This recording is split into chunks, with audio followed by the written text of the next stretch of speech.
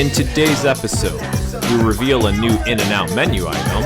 An In-N-Out order the double with Fix My Bullet and fries. Kate becomes our DJ. Patrick makes a Harry Potter reference. Known as Voldemort. Look at this Harry Potter references everywhere. And this? That being said, she's out of here. Guys, thank you for watching.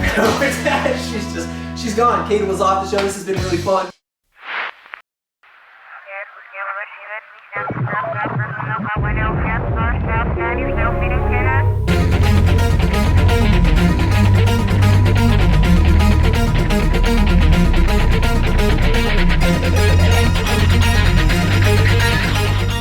What is up? Welcome back to Glitch TV. This is episode 3, and I am one of your hosts, Patrick Dees. I am joined by the effervescent and articulate Kate Elliott. Very nice. I'm just gonna keep throwing adjectives at you. I like that. Hello. I was ready with cold-blooded and ruthless or something, course. but I don't know. We'll work. I mean, I think every week I'm going to continue to.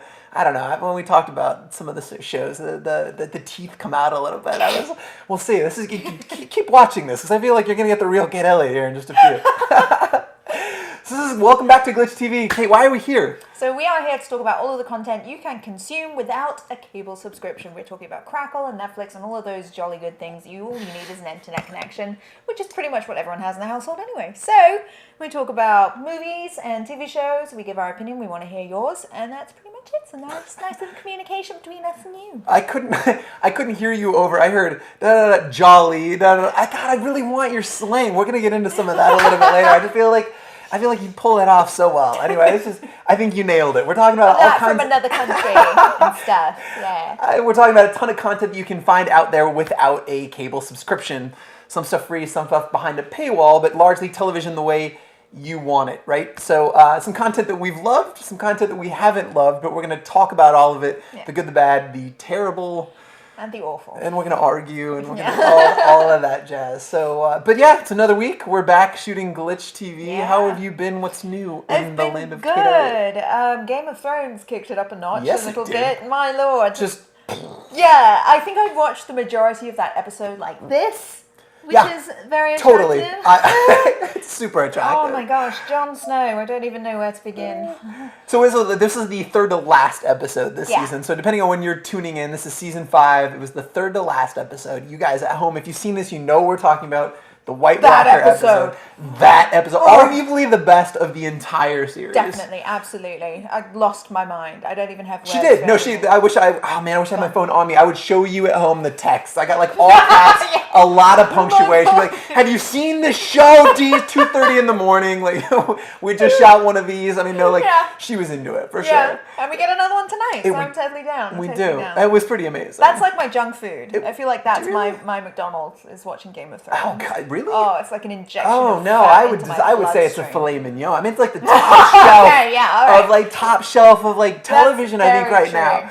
Please don't be offended, though. Junk food is a rarity for me, so that's my treat. I see what you're saying. Okay, I'm not putting it down. I'm saying, it is the rare. Okay, it's what you get excited about. That's fair. I wish I could compare to a nice restaurant out. I think but so this season's been the exception though for me. Yeah. So to me, normally I think the show is a really nice steak dinner out. I think this season's been between an IHOP and a Denny's, right? For me, it's been nothing's wrong with them, but nobody's arguing that is an upper echelon of restaurants. This season's been rough for me due to the fact that I think it's been slow. A lot of these seasons, the arc has been a setup, and then some major payoff. And I think to this point, the show's been way more adept at setup than delivery. Yeah. And I think this season was particularly bad. And all of a sudden last night, we got a huge, huge payoff. It was good. It was good. And it also suffered really, from a villain problem. We'll say a couple episodes ago, a lot of people tuned out. There was a major problem with Sansa. That villain ended up being, I don't know, the guy who was clear. Evil Frodo. He is an evil Frodo. He's an evil Frodo. That is bang on. No, he's terrible. But my point is that he'd been evil all along. Everybody knew it. The guy was a complete asshole. Was ultimate evil from day one. But they needed that. It was gratuitous and kind of gross. And I understand why a lot of people tuned out. But suck us, because it just kept getting good. It was so good. So that was the highlight of the week. Aside from that, you know, well, like nothing terribly exciting going lots on. Lots of work. Got a new full-time job, doing something I have no idea how to do. Fair enough. Very good. Making up as we go along. Yeah, I think what I've learned Congratulations, by growing the way. up. Thank you. Yeah. For all you youngins out there, what I've learned getting into professional business, no one has any idea what they're doing. Nope. We all just go in and do our thing and hope it's the right thing to do. So don't worry too much, you'll be fine. Just work hard and it will pay off. Make it up as you go along. Just pretend like you know what you're talking Fake about. it till you become it, Yeah, right? totally. That's the... Yeah. Congratulations on the new gig. That's Thanks. great. We started on I don't time. sleep ever. That's overrated. So overrated. We're highly caffeinated though, so that's what's important. He's my caffeine dealer. So this is true. I show up with way too much does. caffeine. It's a problem. Misery loves company is the thing. No, I was checking my watch just a minute ago. Like, we made it on time. I was very concerned that I wasn't going to get to the studio on time this week. I drove my car like I stole it on the way over here. It was a problem, but we... Oh my gosh. So, there always seems to be a road rager when I'm on my way here. There's one person that loses their mind at me. I'm a very safe driver. I've had 0 incidents. I've never even bumped anything. But there is always someone... Hey! There's always someone on the way here that gets mad at me. I'm like, what is this? I would have been that road rager this week. I was that one today. definitely me. Like, literally, Wow. like I stole it. I was pretty sure, like, my car wouldn't go faster if you dropped it out of an airplane on the way over. I made it on time. him yelling. I can't imagine. No, I'm it. not much of a road rage guy. I'm not a yeller. I will say though, like, if I told you the story, like, one of my really good friends, for years, the way he would compensate for road rage in LA, he'd stash like this Rambo style Bowie knife in his car. And so when somebody did something that made him angry in traffic, he'd pull it out and he wouldn't scream. He would just go, I want to do that. and then drive out. And people were terrified. No matter how Oh hard, my no matter how gosh. gangsta somebody was, they'd see the Rambo knife and like they are Like, out of nope, there. And it was the best. And then meow. you can chuckle and kind of. Oh my goodness. I get passive aggressive. If someone's getting mad at me, I slow down. I'm like, I'm not getting involved in a high speed Perfect. collision with Good you. though, Also, right? I'm going to passively annoy you. No, now. totally, right? I think, and you win, right? I think you win that Win. situation. There is no winning. Yeah, that's a great point. I won. Welcome to Los Angeles. I feel like it's a topic of the show quite a bit, is LA. Anyway, so we're not here to talk about LA. We're not here to talk about Game of Thrones. We're here to talk about all kinds of other content, some of which we've been watching for several episodes. So we'll come right back and we'll talk about episodes let's that do we've been it. talking about this week. Stuff. Keep watching. Things. Right now, up there.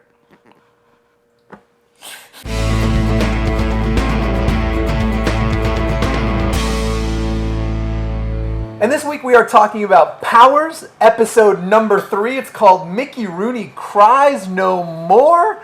I didn't get the reference. I didn't get the reference Oh, okay, either. okay. I don't know. I didn't get the reference, and B, we are coming off of some off-screen conversation that I'm still kind of recovering from. The stuff you guys don't get to see at home. But so we're talking about Powers, episode 3. Yeah. Like, give me a high level. Like, where are you with the series to date? Like, where You know what's are funny? I feel like I'm the only person in this room that's totally hooked on this show. Everyone else is like, meh, but I'm in. I'm totally in, and I don't know I'm looking why. I'm looking at our off-screen producers right now. Are you guys on board? like, are yeah, you? we I are. don't. Yeah! All right. So okay. I'm not going to chant that. I don't know. It's Why really would you? doing the wave for Diamond. I'm not doing the wave for Diamond. not So talk to me. that. So where are you with the season so far? I'm We're 3 in. There's a couple of things I wanted to mention. In this episode, we finally get to see Zora do something with her manipulation of light, which Sweet was fun. ice cubes. Yeah, I still don't quite understand what those are meant to represent in the scientific world. If there are any scientists out there that can explain that to us, that would be awesome. It looked cool. And now we understand why she wears purple, because her powers are very purple. Just walk Just that know back. there's no science scientist behind out this. there Okay, that's going to fine. explain this. You've been No, waiting a what is very it meant long to time. represent? It's meant to represent some kind of fractal. Who knows? So one step back. If you haven't seen this, then go back and watch it right now, because we're going to kind of be all over the map talking about this episode and the season to date. Yeah. So you dug Zora's powers. I enjoyed that. I Okay. want to see her do more. So Zora explains very early on that she can do stuff with light, which is very professional of her. But she has like an agency and everything. You'd think that she would sell herself a little harder than that. But she's in a board meeting. light and stuff. doing stuff with, lighty. lights I and project things and, light stuff like that. It Yeah. gets brighter. I don't Yeah, know. but it was cool because she's in this meeting, she's being talked about, she gets really angry, she slams her fists on, or hands, whatever it is, on the table. This appendage goes on the table, the glass table shatters, and then there's all kinds of fractal light things bouncing around, which is very cool. I want to see what she can do with that in a combative situation. All right. Was Well, that the right sentence? yeah, for sure. Okay, good. I think everybody looked terrified in the room too, right? That was like, I it was mean, whoa there, Zora. If I saw, just like, dial square it, things, pump the brakes a yeah, little I'd bit be there with scared your too. light powers I and your would. scary cubes. Right. So we had Diamond walked over and kind of talked her off the ledge a little bit, right? Had some little lullaby. calming words. So that was the highlight for you of this episode. That was actually I have to say my ultimate highlight from this episode was seeing my friend on television, because I completely forgot to mention last time. Yeah, which is always kind of fun in LA when you happen to see Yeah, somebody on you're like, television. oh my Like, God, I it's my happen to, friend. I know that. So wait, who's your friend? So my friend, her name is Shelby Steele. She's the super cute redhead who appears on Crispin's game, the Chocolatey Treat. The Chocolatey Treat is playing a video game, and then Chaotic Chick pops up. And that's my friend Shelby, who, little tidbit on the side, was mistaken for Sophie Turner from Game of Thrones on the red carpet recently, which was hilarious for all of her friends, including myself, to experience. Can we scream chaotic chick when I see her in public? Right? Was that her handle, right, in the game? Yeah, it is. It totally is. But I'm going to scream that in public, though, if I see her next time. If you could bring her on the show at some point, like she should be here instead of me. Right, She'd be way more interesting. Shelby! Bring your friends. Get on the show, Shelby. So that was your highlight at this point. That was great, because I had no idea. I had absolutely zero idea, and then my friend just shows up. I'm like, that's pretty cool. That's pretty cool. This episode was interesting for me. I didn't have any friends on the show, so You I don't know have this friends half either. of the We all couch is the friends. super loser, It's the okay. no friend zone over here. I thought was this interesting. This episode was cool because it's definitely coming to focus that there are. It's becoming very polarized, right? There's a couple different groups: people who absolutely adore powers and people who fear them and hate them. And this episode is really starting that divide. It really it came into focus a little bit who likes them and who doesn't. So we were introduced to Trip Hammer finally in this episode. Who is Trip Hammer again? Trip Hammer was the guy who like wears the armor and he's at the facility. Yeah. You know what I'm talking about? Yeah, Okay. it was tricking. No, you tricky mister, you. We've heard a lot about Trip Hammer, right? Like he's one of the old school guys, right? It's Retro Girl and Diamond and Trip Hammer. And Wolf and Yeah, and that whole gang, right? So it was interesting to finally see the guy. Yeah. And so he's set up kind of in this anti-powers facility where they're holding Wolf, and he's developing some ray which removes the powers. And I think that was interesting to see, like, was it a revelation to me that like he didn't have any powers, right? Yeah. Like, he had that suit of armor and that sweet voice modulation thing. Yeah. And actually didn't have He was an kind arm. of like the Wizard of Oz. A little bit. Just all show, no actual skill. I don't know, man. I bet he could fuck somebody up with that hammer thing he's got. Like, I mean, I think the guy could do some damage. But, like, it's interesting that he's in a league of other powers, even though doesn't possess any of his own. And clearly didn't understand what it would do, like the mind job it would be to a power to actually lose your powers. See, here's my question. Yeah. Is he working with the federal agency, or Clearly. is he a captive of that? No. He's very much on board, right? Like, because he makes the phone call back several times. The captain guy, Right. the like Ichabod Crane looking dude in the I don't know. The guy's a weird looking guy. He gets a lot of work. I'm sorry if you're watching Who this is- guy. The guy that Oh, the runs guy the with the precinct. Yep. figures? See, you just did He's it a- too. Well, yes. Yes. So. What was he? What was the word for? He's in a lot of stuff. Is he Ichabod British Crane? or American? I don't know, but he works He's a on lot. English TV, I'm pretty sure. He's in a lot of stuff, and they were on the phone a lot, being like, "Hey, I need another round. Like, I gotta get to work." And like, my question is like, Wolf is the most imminent danger in this, right? Like, Yes. they showed Wolf, which is we will touch on at length, but the show's made it clear that he is what is a problem, right? Like, and how is he not the first test subject? Because what happens is, you guys have seen it. You know when they walk in the room, their powers removed. Like Blue Magma's head explodes, literally, not like figuratively. Like, oh, my mind was blown. But like chunks of his brain were all over the room. Like, it was Gelatinous mass. super gross. I mean, I don't know. Super gross. So like, I don't know. Again, it was interesting. I think the grossest part of that whole series is how they're subduing Wolf by putting the blade up in here into his brain and scrambling his brains. And there was one moment where Wolf is alone in his captivity cell, banging his head on the floor and getting memories. And I'm like, if he does this, he's just going to kill himself. And it was just making me wince. It was So what they've said is that, right, like, so when they do that, he's losing connection with his conscious self, right? So he's trying to have that lobotomy needle removed from. It's a gross scene. And it's still weird. It's Eddie Izzard. That's a weird casting. It is weird, but it's working really well. At first, I was so turned off. I was like, Eddie, what are you doing? But then when I saw his naked ass for the 6th time, I'm like, okay, Eddie's kind of rocking this role. He's kind of rocking this role. So what else is going on? Like this episode is a lot. So like it kind of culminates in a scene in the club, right? In Johnny Royale's club.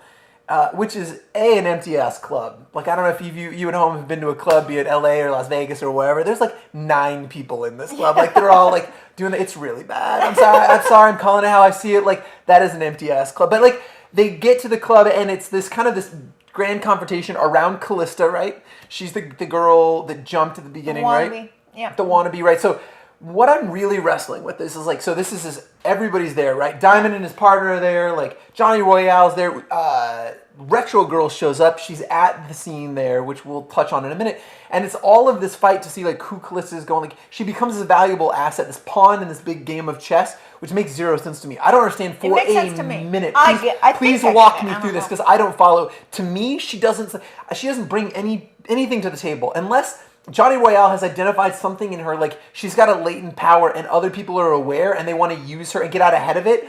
But like, she's super boring. She hasn't changed her clothes in like 4 days. Kind of gross. Like at some point, like I don't know, she shaved her legs. Congratulations. I mean, you're doing something, but like zero personal hygiene. She's still wearing the Retro Girl shirt. So like, I don't know. For me, like she's just, I don't understand why she's valuable in the context of the show. Walk me through it.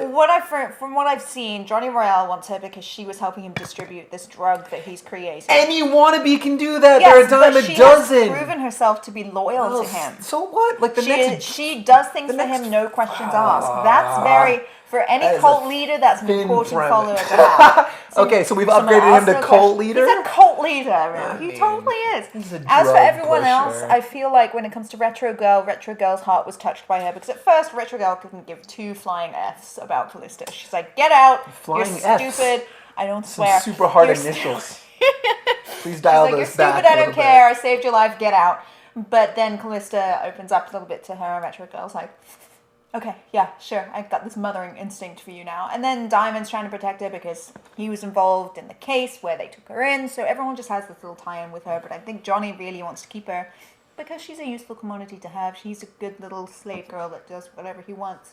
And I think that's why everyone's fighting over him. I think that's a real thin premise. I'm not well, sold. What do you think? Explain it to me. So that's a flaw though, right? Like let's say we represent the audience as a whole. If 50% of your audience is following why this girl, this wannabe by definition is important, I think this is a problem in the show. But that's a whole other conversation. So like they introduced a couple of other superheroes at the club, right? What was the guy I should know this. I don't have it in my page of like 14 pages of notes on the show. The guy that he has a storm brewing over him, you know what I'm talking about? He's drinking his energy drink, you know what I'm talking about? I thought that's actually one of the best scenes when he and Diamond interact. I'm like, hey, I actually miss you. It's not the same up there without you. And it showed a little bit of like, again, a power who's wrestling with how do I interact with a normie or a used to be, right? Silly muggle. That's a Potter reference. Oh, you got it. Good job. I followed a Potter reference. I don't know. From over here. Quidditch? It was like a big Quidditch match. How am I doing? Is that working? Sure. That guy's super Hufflepuff. Don't put down Hufflepuff. I'm not putting him down. I'm saying that guy reminds. I don't know anything about Harry Potter. It's a problem. I'll just say words randomly that Hogwarts. I'm gonna stop. I don't know anything about Harry Potter, and I don't really know much about the show. I don't know where I am with the show right at this point. I'm enjoying it. I'm having a good time with this. Yes, I want to see what happens next. I totally am. Well, we talk about this every week. Yeah. This is our 3rd week in a row. We're talking about the last 60 seconds of the show. So they start wrapping up the show, and like they've talked about it. They've alluded about Wolf. Like they've said Wolf ate like 30 people. And so I couldn't wrap my mind around. Okay, so he ate people. He absorbed their powers, but no. That dude just straight up ate people. Nom, nom, nom. The last 30 seconds, he's like munching on a guard. Like he's going straight up like 6-pound challenge like on this dude. And it was and they just end the episode of him like it's like the grossest scene. Again, Izzard committing, but just blood everywhere. He was really good in this role. It was hard to watch, but again, like a sucker. I'm like, God damn it, fine, I'll watch another episode. All right, fine. I want to know why Wolf eats people. I don't know. I mean, and right now he's the X factor for me because at this point, the things that I'm still interested in, I want to know more about Retro Girl. Yep.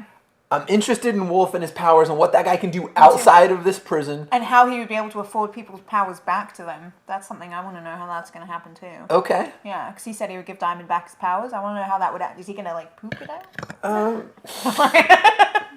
I just wanted to make her I feel like we need to have some sort of... I don't even... Literally, I had no idea that's what was coming out next. Coming out of your mouth. Yeah, I don't know. I'm trying to think of anything else that we want to touch on. I think at this point, I'm wrestling with it. I think it's building slowly but surely. There's still a couple things outstanding. And I think right now, outside of the show, this show being Glitch TV, if we weren't doing this and discussing with you guys every week, I don't know that I would tune in for the fourth. I would. You would? I would. I'm down. I've got a big thing for superhero stuff and powers and stuff like that. Powers in general, not powers with a capital P, but having powers. So yeah, I'm totally down. And I have a big question about like where are these red pills coming from? Because it looked like it was coming from Wolf's blood. It did look. Again, I'm sorry, I'm losing. This is part of one of our off-screen conversations. I agree. I think it definitely looks like that's the case, but I don't know if that's enough to draw me in. So, what are your hopes for? Episode 4, I want to close it on this. What are your hopes for episode 4? I want a big epic battle with lots of CGI, because I like eye candy. I do. I want to see for the whole series, I want to see Diamond get his powers back and do something with that. I want to see Callista discover she has powers, and it would be funny if they're like completely useless powers, like she can sense when there's a fridge in the next room. You mean something like that. Like with Jubilee, exactly. Something that's just useless. And I want to see what comes to head with Johnny, and because I want to see him do more fight scenes. I really liked him disappearing with that head in what was that, episode 1? It was so cool. So I want to see more fighting, more action. It's not enough to carry. Character development. I'm in. One thing I want to know why, and it was Storm. I looked it up while we were. So I want to know why Storm and Retro Girl and Johnny Royale all give Callista the time of day. That's my hope for episode 4. What do you think? We want to know. Are you going to continue to watch it? Please watch it, because I'm stuck watching it every week. Discussing it with you. Come back. I like it. We'll watch it together. Yes. But we'll be back next week with episode 4. Please tell me what's up with Callista, please. She's cute. No. She's cute.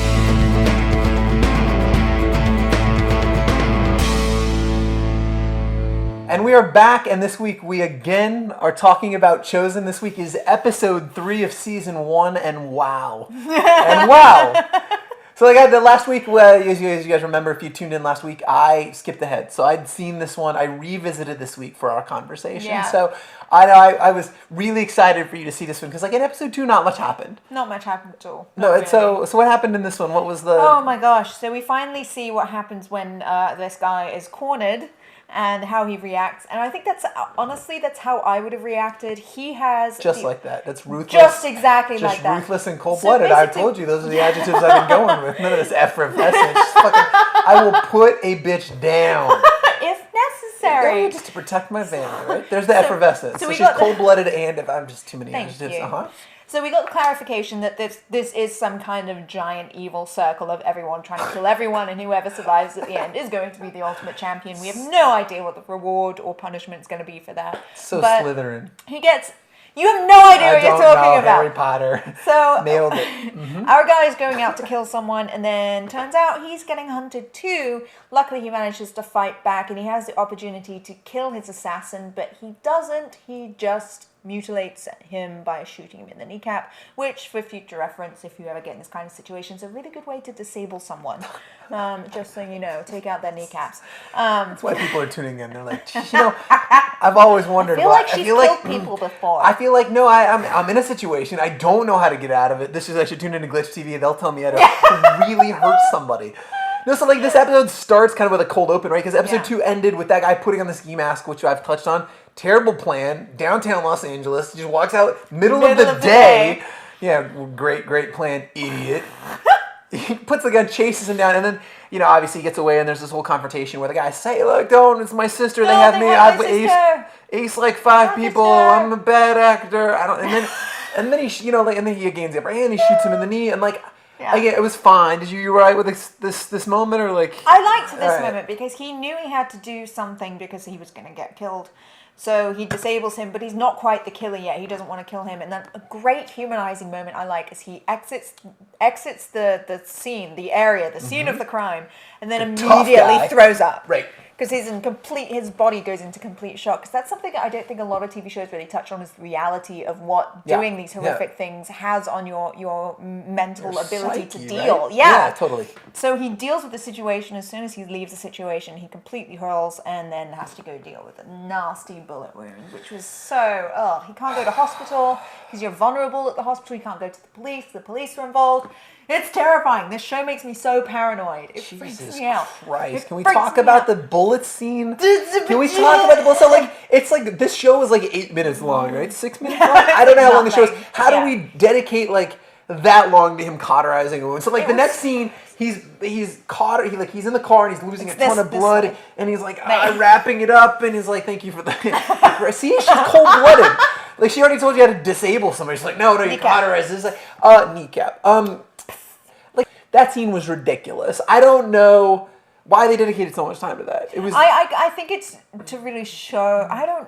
I understand. Go to the hospital, dude. The hospital's still going to treat you. Why? You'd be so vulnerable in the hospital because the police are in this, obviously. The FBI is in on this. You don't want to go somewhere where you're completely vulnerable, so you could be strapped down, you could be drugged and sedated. You would die instantly if you went to an institution like that. So, I don't know, find In-N-Out vet. burger? I feel like, yes, definitely good In-N-Out. Order the double with fix my bullet and fries. I don't know. Like... I just feel like that was ridiculous. It was a dumb scene. Sense to me. And he uses the cigarette thing and cauterizes it. It's hot, it burns, it stops the bleeding. It could have just been some sweet jump cuts. I don't know. Like, for me, it didn't work. True. It just went on too long for you, huh? What did work for me, though, was we leave there and he's in the car and he's driving and he sees the alert on the freeway that there is a... Well, he has his daughter with him. That's right. He picked up his daughter. From school. Yeah, and I assume he just wants to get out of town and get away from everything to keep her safe, because this other guy he just disabled said, they have my sister, they're doing horrible things to her. And one of the parting lines is, you just killed my sister, because he's disabled, he can no longer take out his target, he can no longer protect his sister, so he's like, I'm going to take my daughter. Soccer for the rest of his life. Forever. I'm going to take my daughter to a safe place. Problem is, he's driving down the highway, and in LA, we have these, what are they called? I don't know, the big signposts that you can program in what they say. And they put up Amber Alerts if someone's stolen a child. They put an Amber Alert, look out for this particular car, this model, this license plate, let us know. And it's his car, his license plate, Amber Alert. Oh, damn. So he gets off the highway, goes down a dirt road, never a good idea. Always stay in a public place. Always stay in a public place. And then... Well, before we get to the and then... Has to pee, but also daughter's drawing... their time at the horse ranch, and it's like Mom and me, and then this dude, and he goes, hey, honey, you really screwed up that picture. I don't have blue eyes. She's like, that's not you, that's Charlie. That's Mommy's best friend. And I think what was really smooth about that, exactly. So you get it. This is what was so awkward for me, but like also kind of felt a little real. He's kind of probing in that weird, like socially awkward way. Like, do you see Charlie a lot? Does Mommy have sleepovers? There's sleepovers? Do they, do the sleepover thing? I completely forgot about that. But it was like and it was such a real moment. Like, kind of like, you want it, like it's your ex, but like you kind of want to know, and like, I don't know. Actually, it probably will not mean anything in the long term. Maybe Charlie's a big deal. Maybe Charlie's the next Mark. Maybe he is. Yes. Oh, maybe the blue eye guy shows up. And we get a close up on the blue eyes. So we're like, oh, it's him. And he's just a giant Crayola thing. It looks exactly like him. It doesn't make any sense. So like they go. Yeah, immediately. Daughter has to pee. Yeah. Cops. Can't hold it, Daddy. Show up. Cops pull up. Cops. That's what makes me so paranoid about this. You can't trust anyone. It's so depressing. So they beat him up, steal his child. And now we've caught up to the IMDb review of this TV Which we show, knew from day freaking one. The daughter was gonzo. The minute that flashed up on the sign, I'm like, adios, later. Yeah. Although he's starting to resemble kind of the poster of the show. Yeah, he's starting to, as you can see, he's starting to be that, like, things have gone really south really fast. Not so good. Yeah. Are you enjoying the show? I'm hooked because it freaks me out. It's quick. It's very fast. It's a quick fix, but it makes me really paranoid, and I don't know what about it that's freaking me out so much, but it really does. I can watch horror movies and gory movies for days. This is freaking me out because I feel like this could happen. Please don't let it happen. Please don't be one of those people that's involved in this in real life and send me a box. I don't want anything to do with it, but I feel like it could happen. Look, I'm just going to let the audience know. I've actually talked to the producers of the show, and we might have something for you in the very near future. That being said, she's out of here. Guys, thank you for watching Powers. she's gone. Kate was off the show. This has been really fun. It's been great talking to you about Chosen. We'll come back next week. Kate's never come back. She's still running. She's gone. She's like a road. There's like a Kate-shaped hole in the wall over there. It's weird. She's just like the Kool-Aid girl. So, oh yeah, just broke right through. Come back. I'm not loving the show, but I will say it's a quick fix and it's fast enough where I'm going to keep doing it. So come back next week. We're going to talk about episode 4 and maybe some more crazy shit happens in Chosen.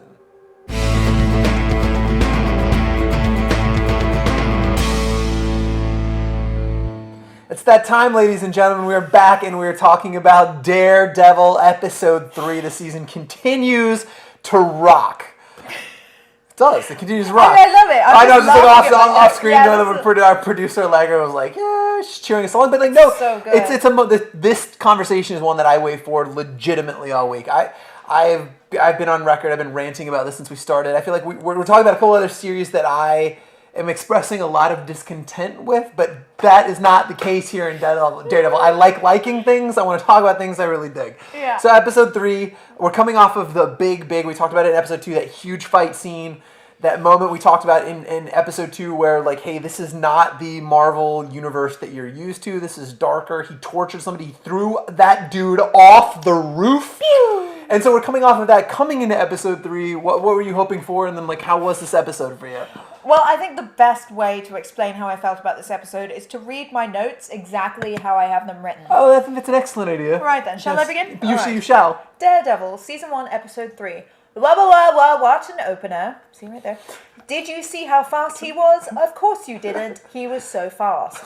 Holy crap, the gore. What the f***? His client killed himself on a rusty piece of metal. OMG. So, couple notes don't need that about anymore. couple thoughts about your notes. Did you really just write in an effort not to swear even in your notes? Harsh initials, ladies and gentlemen. That's the family-friendly content that we bring to you on Glitch TV. We don't even swear in our notes. So let's talk about that scene. So this is a guy. I'm looking for his name. The super badass guy. He comes in. He wants to bowl. He does. Oh, yep. Can I play bowl with you? Yep. I want to play bowling. Yep. No, you can't. Okay, I'll kill you then. He does. Yep, Healy. That's that guy's name. So I was looking for the name. I was like, I didn't want to mess this up. Healy destroys that dude with a bowling ball, he's a guy who is, obviously we see Matt in full Daredevil costume. Well, not the Daredevil costume, but whatever that pantyhose his vendetta thing, whatever he's got going on. I think that looks awesome. His at-home cosplay. It's rad, right? Or no? No. Because you legitimately cosplay. Like, that is like the best I could possibly hope for if I were going to cosplay. I'd be like, tie some shit around my head. Yeah, and be like, I'm blind. And I wouldn't care about it. I'd just do that too. He's pretty red, but I actually really like it better than the traditional red Daredevil costume, which we still haven't seen Matt in yet. Not yet. I mean, his Aunt May's got to make it for him, right? True story. We'll see. Actually, that was such a nerdy thing to say. I mean, wait, you're a nerd? What?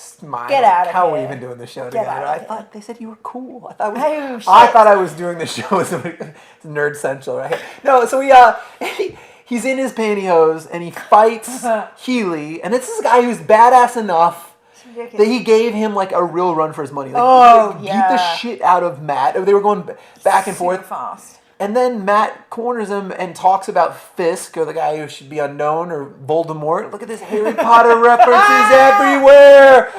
I'm so bad at Harry Potter.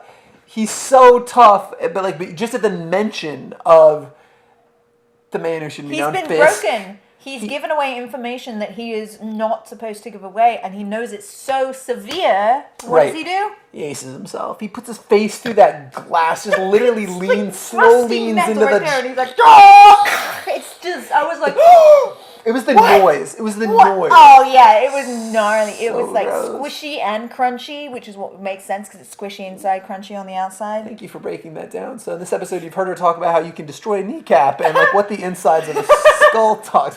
Those people are counting it out. I don't. So like, how was that scene for you? Like, oh, it was incredible. It was so intense. I love the choreography of this show. Everything from the fighting choreography to the cinematography. It's just, this show to me is flawless. I am enjoying every single aspect of this. Every aspect, from the lighting, the way the characters are written, the twists are just insane. It's so captivating. It's such an intense show, and I thoroughly enjoy how gritty it is. I do love a bit of gore, so I'm down. Again, but it's gore without being gratuitous. I think it's just kind of accurate. Purpose. It's realistic. Like, this is life and it's gross kind of gore. I like it. Yeah. I think the show, like, whatever, I don't think this moved the ball ahead in a lot of ways, but it continued to be a very excellent, a very dark chapter of it. This, if, like, for whatever reason, if you're watching the show with your daughter and you manage to survive the ocular cavity torture you can see in episode 2, this was the one where you're like, nope, this is not for my children anymore, when he slow killed himself on that. Oh, it makes my eyeball hurt, actually, just a little bit thinking about it. It's just, I just want to lean in and just No!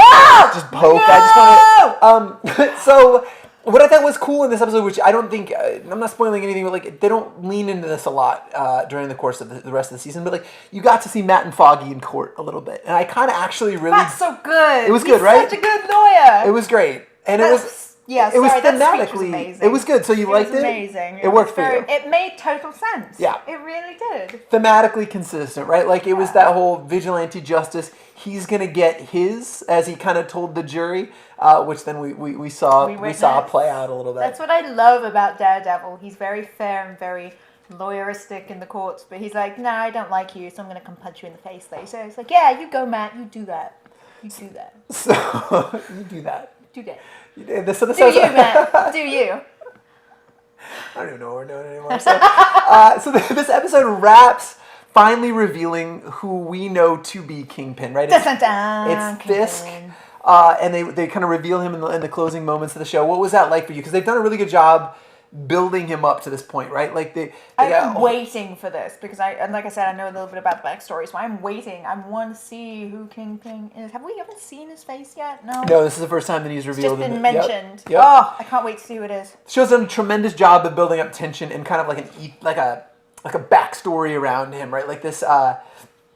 People are terrified of him. Obviously, they illustrate that the guy kills himself at the beginning. To the point where as soon as he knows. He says, I've revealed his name, so I know that I'm going to die. Everyone I've ever loved is going to die, and everyone I've ever been around is going to die. So this is kind of serious. I'm so excited for you to watch the rest of the season because, like, here's this introduction of a guy that and again, not spoiling anything, but, like, who consistently remains really interesting. The job they've done to introducing him to this point has been great, but wait till we get to know Fisk a little bit as Kingpin, right? Like, he's an incredibly three-dimensional villain, and so they built him up, and that's something the show continues to do. It pays off in ways that I did anyway. I won't speak for you guys at home, but like there are plenty of times when I'm watching something, I'm like, there's no way they pay that off well, and the show continues to do that. Show, it's so good. It's phenomenal.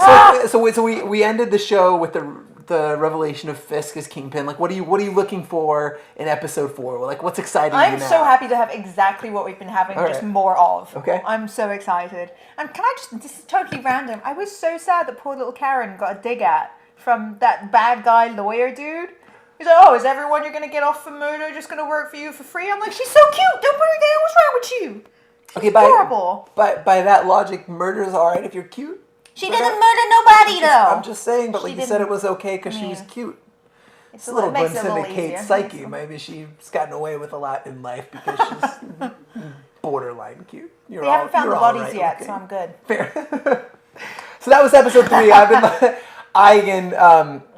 This has been a delight rewatching this. Like I said, I went all the way through the season. It's been exciting to watch again, and I think it's a show that's obviously there's a lot of depth there because I'm finding new things even as I watch it a second time. So we're excited. We'll come back next week and talk about episode 4. Watch it. Watch it.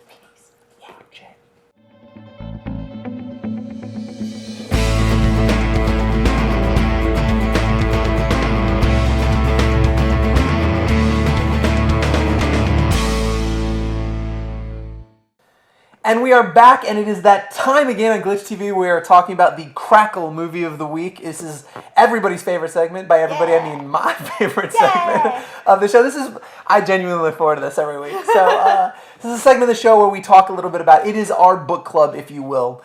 We set up each week, we talk about a movie that we're going to watch. We invite you to watch it with us. You watch, you come back, we all discuss together. Yes. Last week we watched and talked about Hancock. Yeah. This week we're talking about Snatch. No. The Guy Ritchie film, which I think potentially is the apex of his filmmaking. I can't think of it getting better after the movie Snatch. I was incredibly excited about this movie coming in this. It's a movie from a while back. Yes, a while back, 2000. Is it, in the years of the noughties. And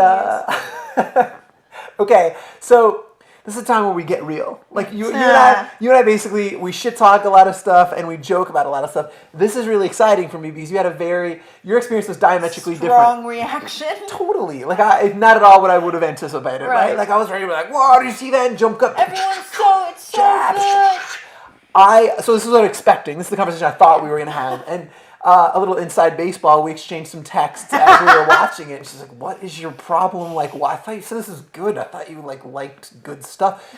I remember in 2000 thinking this movie was mind-blowing. I feel like if I had seen it when it came out, I would have agreed. Okay. I would have. You do, despite your background. Okay, so to one step back, this movie, the visual composition of this movie is cribbed in literally everything that came after. So these super stylized, the palette's its own thing, and the jump cuts, and hyper masculine, right? Like all of that is cribbed in a million different movies. So I think if you watched it now, you would think, well, that's not really that original. But like when I saw this was. It was ahead of its time. It was the future. I mean, after I heard that from him, I was like, okay, I understand. I have a little bit more respect for it. I totally do. But unfortunately, the text he was referring to was me texting him saying, I am hating every second of this movie. And it's not that I actually hate the movie. Right. It's just, it was reminding me of the traumatic experiences I had in England with people like this. That's the thing, I feel like everyone romanticizes England with tea and crumpets and cute little china plates, and this movie's totally gritty, and it's amusing. It's a novelty to people that haven't been around that culture, but people who have been around that dirty, grotty, disgusting culture, it's like, get away from me. See, and I think that's why, like, again, there's nothing I had, especially at that point in life, had ever been exposed to. I didn't even have any British friends, nobody with this charming accent, so like, how would I even know it? So it was a glimpse into something, cinematically was a departure from everything that came before it, and a totally different world, a different culture. It was it was really well written, so it was clever. On top of the additional, I mean, here in America, we see that through that filter, that additional, you're the benefactor of it a lot, right? That British charm, right? Like, so if it's well written, and then you throw that on top of it, it's clever. Americans the script are like, is oh my clever. God, English, I love it. So all of that on top of it, right? I know, and I'm a little guilty of that too. I am a little guilty, but like, so it's a clever script. On top of that additional British charm, but also the visual composition. Totally, it's a different palette that I've never seen before, and the story's really unique. Like, and it's told to you in a way that I've never seen. It's hyper stylized, hyper violent, hyper masculine, and really smart. Right? So, like at the time, I understand. I don't think it holds up very well considering like how it's influenced the rest of stuff. But like, to a degree, it was like that movie with Vince Vaughn, Swingers. Right? So Swingers, I think we probably even touched on this before. It's one of those things. This pop culture touchstone that I didn't fully appreciate until I went back and watched it. I skipped it and went back and went, oh, this is where cinema took that left, right? And I feel like, and maybe that's giving this movie way too much credit because I don't think everybody was enamored with it. I mean, I remember being, I don't know, I think I may have been in high school when it came out, but then it got popular in my crowd in college, and everyone was talking about it because we had this library in our college. You could rent VHS, and suddenly we could rent DVD, and it was like, whoa, futuristic. But all the guys were talking about Snatch and then Lock, Stock, and all these movies. I'm like, what is this? What's going on? But I don't want to say being a girl, I skipped it, but because I just skipped it. I wasn't into it then. Now I'm into action and gore. Back then, I totally didn't get it, so I feel like I missed the boat on being able to love this film. Well, maybe, but like I feel like you're one who has a high tolerance for like testosterone-ly fueled I love films. it. I love explosions. I love fight sequences. I know you blood do. And gore, So what was it? So tell me though. what about it presents bad memories? Like, what was not for interesting? me, it was the rough English lifestyle. You know, like the people that like talk like this and they get up in your face, like, I'll stab you, mate. I'll fucking stab you. See, I just swore. Look at that. But it was charming, right? It was adorable. No. It was adorable. It was American gross. Pass. It just reminded me. Oh, let's put it this way. All those rough, Just get your tea. like brown. Just use the metric system. All those like brown Here's toothed, the bobbies. ugly Other bobbies gents. coming. Those were the bullies in school. So Okay. it was like going back to high school for me. I was not having it. Oh, I was really? sitting there watching the movie like this. Bullet tooth was just not your thing. I hate this. Oh, that's hate right. this Okay, so okay. So like I get that. Though the redeeming quality, I have to say, was Brad Pitt. and all his bits. I Go back and watch love episode 2. him being a pikey. First of all, someone that's actually been around in that culture, he nails it. Does he? He nails it. Okay, It's what so about good. what about it? Well, like what The is he? disgusting dirtiness Yeah. and the accent. I can't even fake that accent. It was so good. And funny piece of trivia, the reason Brad Pitt was put in that role is because Brad saw Lock, Stock and Two Smoking Barrels, which was a Guy Ritchie film. And he went to him and he said, I want to roll in your new movie. And Guy Ritchie said, okay, can you do a British accent? And Brad was like, no. So he got cast as the pikey and it was so perfect. He does such a good job. And this is coming right off the tail of like Fight Club, so it was so good.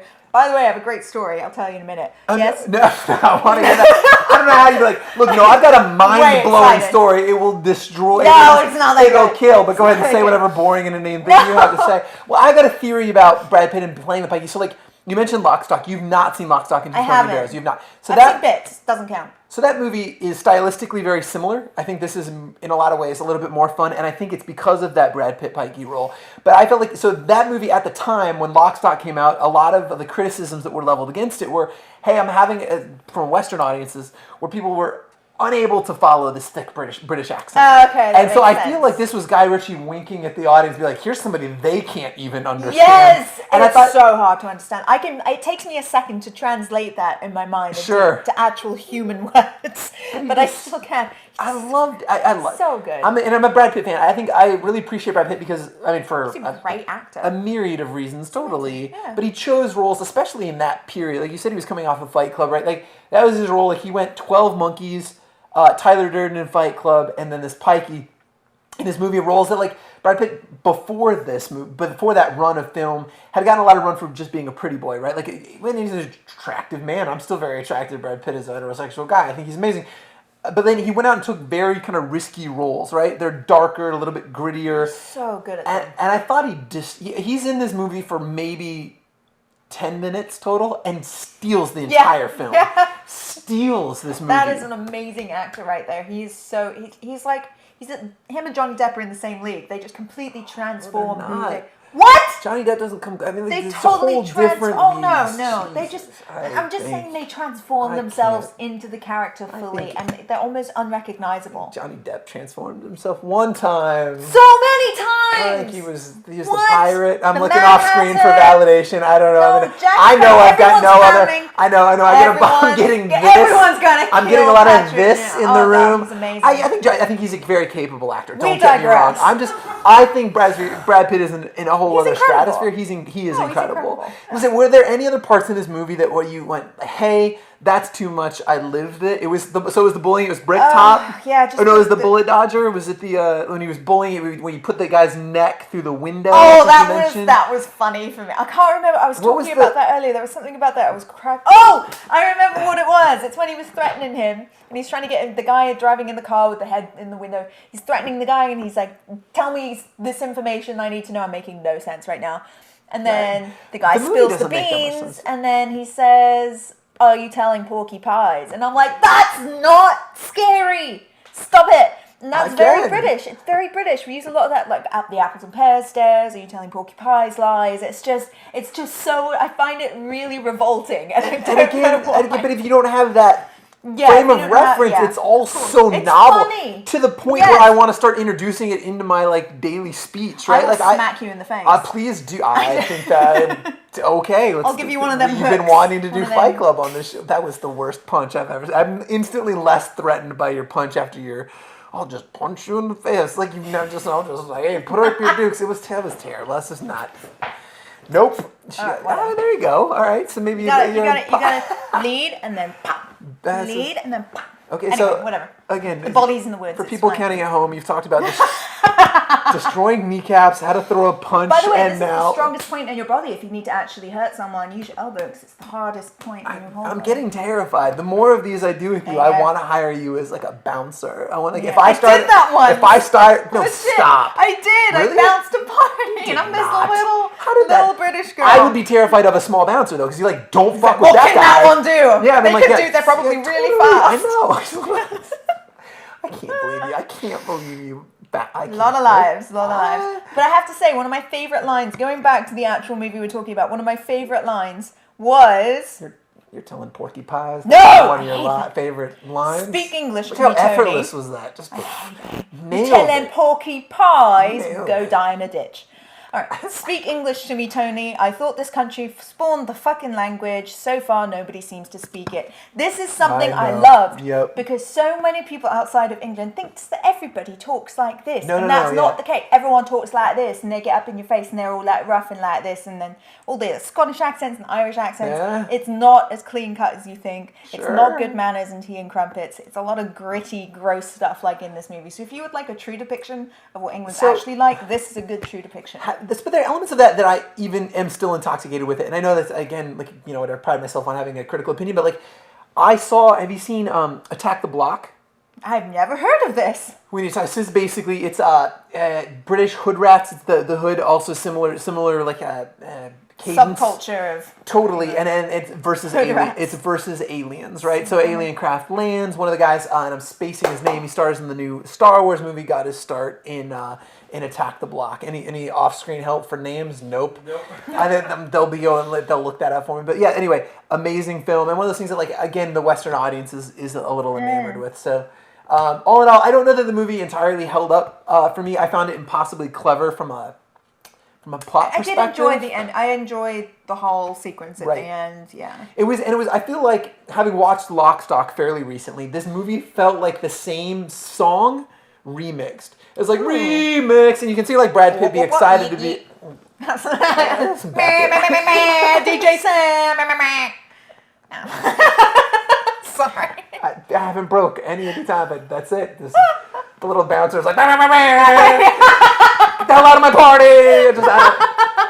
Anyway, so that was Snatch. We watched. I'm disappointed that you didn't. Hated it. I'm sorry to talk it up. I'll be more responsible with like my setting the tone. Fine. I understand why people love it. I just have a pre-existing dislike and distaste for that particular culture, so it kind of sullied me. I mean, it ruined it. I think what I liked was Brad Pitt's performance, and I think if there's a takeaway, watch it. He's incredible. Oh yeah. Now this week we're actually going to be watching a movie that, to my knowledge, neither of us have seen. Have you seen No. We Own the Night, starring I have Joaquin not. Phoenix and Mark Wahlberg? Nope, What that was just terrible. happened to I don't know. Patrick? Ba ba ba ba.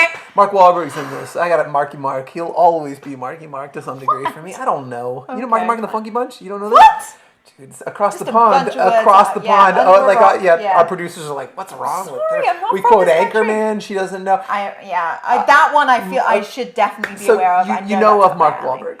I know of Mark Wahlberg. You know he got his start as like a rapper in an underground bottle. This is gonna blow her mind. Off screen later. Now, right now, what I'd like to point out, what up here would be Marky Mark as a rapper. That's ridiculous. And just then if confuse you? we That's can fine. bring in some underwear shots, I think that would also be. He was a Calvin yeah. Klein. Yes, she lit up a little. Faber ain't got nothing Got- on Wahlberg. So the Calvin Klein stuff came from his. Disgusting. It was pretty gross. That was disgusting. I met So Justin sorry. Bieber once. What? How did that go? I called him Jason. I said, "Excuse me, Jason." He goes, "It's Justin, bro. It's Justin." Are This you is serious? a true story. It was after one of his concerts. I went backstage. Oh I called Justin Bieber Jason Bieber and put him in his place.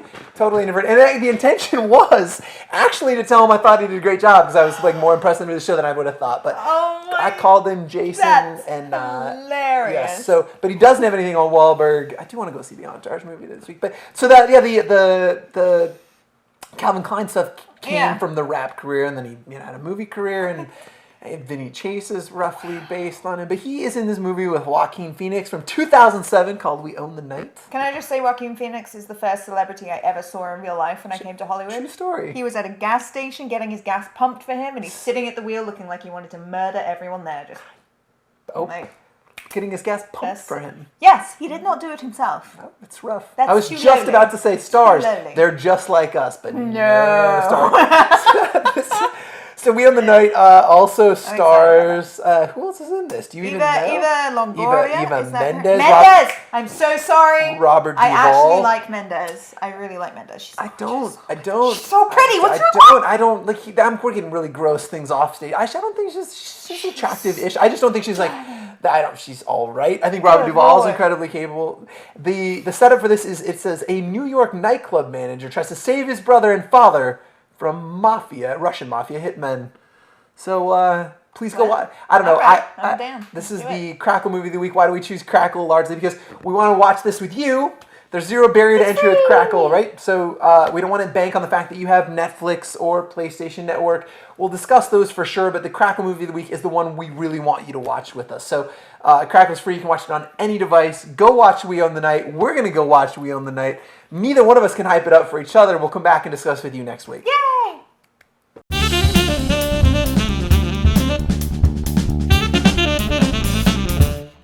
Well, Cade? Yes, Patrick. Well, that's another one. We are episode 3 is in the books. We are done. Dunzo. And that went fast. It did. We were exceptionally high energy. We were. this You week. ran the hell off the set. Crashed through I a don't wall. want the box. Like all Kool-Aid girls. It's like, oh no. So we're 3 episodes deep. How are you feeling at this point? I'm feeling really good. This is a great time. I'm thoroughly enjoying getting exposed to new content that I had no idea existed and stuff that I can watch for free. I love that because I'm really cheap. So there we go. I'm liking some stuff. I'm really liking the I'm conversation. liking all the things he doesn't like. It's great. And I'm enjoying the conversation with you guys. So, Yeah. So how can people get a hold of us? Let us know So you what. can find us on the website, which is A Glitch In. You can also find us on Facebook and Twitter and YouTube, which is probably where you're watching this. So leave a comment or send us a message. We like to read it all. So yeah, get in touch. We love it. Please do. Come back next week. We're discussing all things associated with television that is not on cable. No cable. No. And with that, we'll talk to you guys next week. Bye! So one of the things I always wondered about when I would watch teleportation is these people don't do it naked. They take their clothes with them, so they must have some control over what they can take with them and what they leave behind. But never once did I ever think about putting my hand around someone's neck and just leaving with their head. And I thought that was so It was pretty great. cool. I It was- loved that. I agree.